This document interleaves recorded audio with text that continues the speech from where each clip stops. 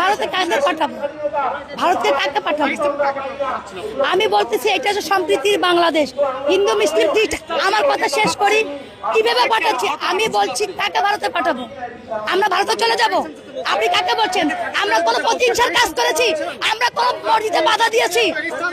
পাকিস্তানে বলতেছি এই না না, আমি বলছি পাকিস্তানকে বলছি কেন? কারণ এটা মৌলবাদীর দেশ নয়, এটা সম্প্রীতির বাংলাদেশ। এই বাংলাদেশে হিন্দু মুসলিম দেশের সকল, অবশ্যই পাকিস্তান তো ইসলামিক দেশ, ইসলামিক দেশ। পাকিস্তানটা তো ইসলামের দেশ। যারা ইসলামকে মনে করতেছে অবশ্যই আছে, তারা ভারতে কি জানি পাঠাবো? তাদের তো চিন্তা করুন, তারা আজকে যা ঘটনা ঘটতেছে সবই তো পাকিস্তানের ইন্ধন। এটা আপনারা জানেন না? আপনি 100% শিওর। প্রমাণ থাকবে কেন? প্রমাণ থাকবে কেন? এখন তো মানুষ দেখতে পারতেছে আজকে বাংলাদেশে যত কিছু হয়েছে সবই কিছু তো এটা। আপনি নিজে অ্যানালাইসিস করেন না, আপনি নিজে অ্যানালাইসিস করেন। আজকে যারা মৌলবাদীরা, আজকে যারা মৌলবাদ, অবশ্যই মৌলবাদী যদি পাঠাতেন পাঠান, আপনি পাঠান। আমার মনে হয়েছে সেটা আমি বলেছি।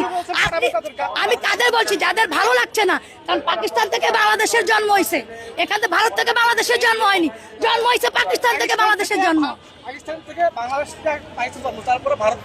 সেটা তো অতীতের কথা বলতে, আমাদের তো পাকিস্তান থেকে টানতে হবে, আমাদের টানতে হবে পাকিস্তান থেকে। পাকিস্তান থেকে অবশ্যই দেশ করছে। আপনি জানেন না তাই আমি বলছি বাংলাদেশ না। আপনি তর্ক করার দরকার শোনেন। আপনাদের কিছু মৌলবাদী চিন্তা ভাবনা আছে, হিন্দু মেয়ে একটা পাইলেই মোটামুটি অটো করন, এইটা আপনাদের পরিকল্পনা। এই পরিকল্পনা থেকে ব্যাহত থাকুন। আমি আর কোনো কথা বলতে পারবো না,